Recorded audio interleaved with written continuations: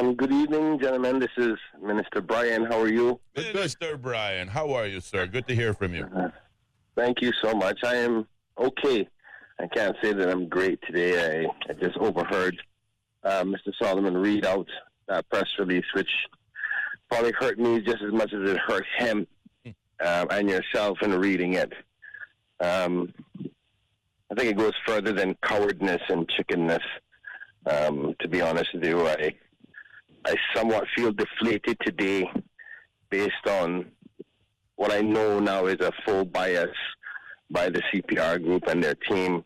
And this has nothing to do with the people's lives that are being affected in cruise. It's nothing to do with a balanced approach to the discussion.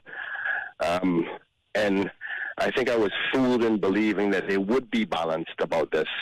This is yet the fourth time now they've backed out of proper discussion where persons can see the viewpoints on both sides. And I've tried to be so diplomatic about it, and because my job is to represent the people's viewpoint. I have my viewpoint, and my viewpoint is that the country needs a pair. Whether or not we respect the people's decision is a different question. We will respect, we've said so, but that doesn't mean that I can't tell my people that I believe that this country needs a cruise pair. So that's utter nonsense what they're saying there. But they talk about fairness when they're getting involved in other areas that has nothing to do with cruise by telling people to vote no on all three things. This group has become a political group, not a group about the cruise pair. They talk about deceitfulness, telling people the country can't afford it when they know the models that are available within any proposal for infrastructure can be one that does not come one penny from the good people of the Cayman Islands. The people who are promoting this are the people who are bound to lose their profits that they make off of the tendering process. That's what this is about.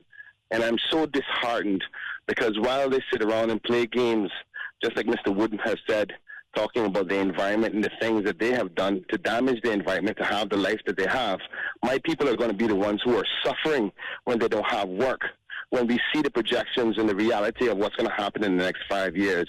And I'm telling you, man, it's burning my heart and my soul today because they know better, but they don't care. And, you know, as close as the election is, I just feel so disappointed. And good people that know better, and they're using tactics that don't make sense. And while you try to, I guess what you would say, fight fair or debate fairly, they use other strategies.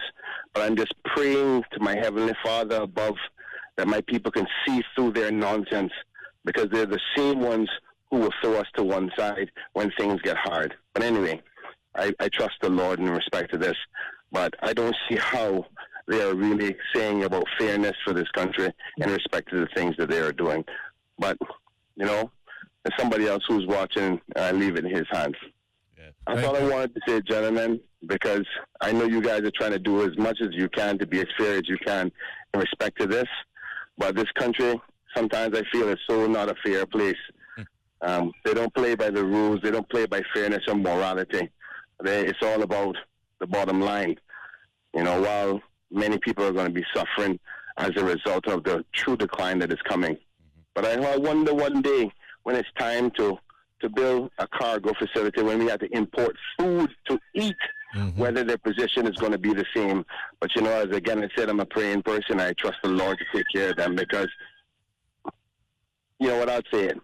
Hypocrisy is alive and well in this country to such a level I've never seen before. As I grow as a politician in this country, my heart gets just smaller and smaller and smaller when I think the best in people and you go, oh my God, are you serious? Are you seriously doing that? And it's some people that you looked up to in your life growing up and saying, oh, those are good people. These are good people. And you see now you know better and you see better and you go, seriously? Do you realize that people depend on food? They feed their children on this industry. But if it was any other industry, the one that Cayman Islands don't depend on so heavily, it wouldn't have been an issue. Anyway, I get off my soapbox before anything else goes any further, but it really hurts my heart today to know the games that they're playing. Yes, sir. So continue your good work that you guys are doing in this dialogue, and thank you for the opportunity to talk about it. Thank you for taking the time, Minister.